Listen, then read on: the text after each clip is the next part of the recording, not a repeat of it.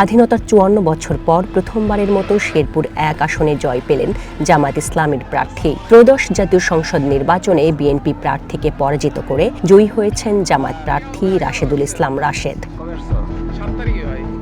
১৯৮৬ সালে গোলাম আজমের নেতৃত্বে প্রথমবার জাতীয় নির্বাচনে অংশ নেয় জামায়াত। এরপর ১৯৯১, ২০০১ ও ২০০৮ সালে জাতীয় নির্বাচনেও অংশ নেয়। তবে ২০১৩ সালে হাইকোর্টের রায়ে দলটির নিবন্ধন বাতিল হয় এবং ২০১৮ সালে নির্বাচন কমিশন নিবন্ধন বাতিল করলে দলটি আর নির্বাচনে অংশ নিতে পারেনি।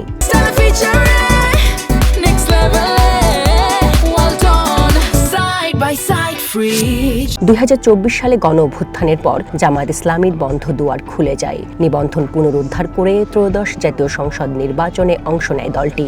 নির্বাচনে শেরপুর ১ আসনে স্বাধীনতার ৫৪ বছরে প্রথম জয় পেয়ে ইতিহাস গড়ল দলটি।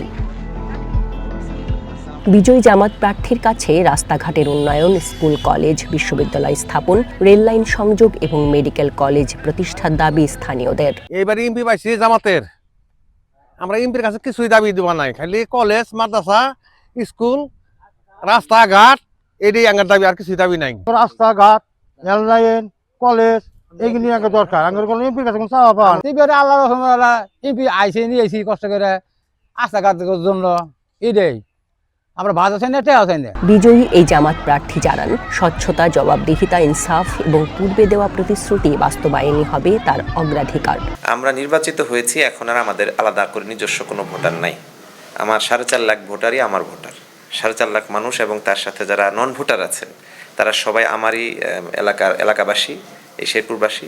তাদের সবাইকে নিয়েই আমরা কাজ করতে চাই। এমনও ঘটনা ঘটেছে যে অমুক এলাকা তারা আমাদেরকে ভোট দেয়নি, তো সেটা তাদের পলিটিক্যাল ভিউজ, বাট এখন তারা আমাদের সকল জনগণই আমাদের, এবং তাদের সবার জন্য ইনসাফপূর্ণ কর্মসূচি বাস্তবায়ন, উন্নয়ন পরিকল্পনা সেটা আমরা করব বলেই ঘোষণা দিয়েছে এবং সেটার ব্যাপারে এখনো দৃঢ় প্রতিজ্ঞ আছি আমরা। এদিকে নতুন বাংলাদেশের এই সংসদ সদস্য অঞ্চল ভিত্তিক নয়, বরং পুরো সদর আসনে সমান উন্নয়ন নিশ্চিত করবেন, এই প্রত্যাশা জেলা জামায়াত আমিরের। হাফেজ রাশেদুল ইসলাম এখন ঘোষণা করেছেন এবং ইতিপূর্বেও সে বক্তব্যে বলেছেন যে আমি একটা অঞ্চল বা একক এমপি হব না, আমি আপনাদের সবাইকে নিয়ে আমরা এমপি হব। এখন এখানে ৪.৫ লক্ষ ভোটার ভাই বোনেরা আছেন।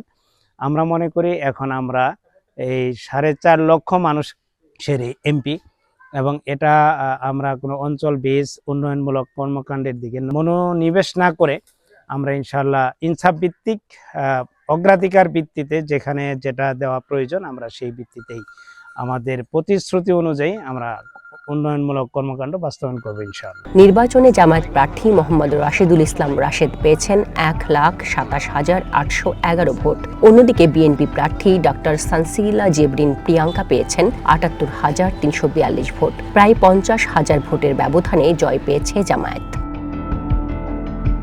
চন্দনা বিশ্বাস, ওয়ান ন্যাশনাল ডেস্ক।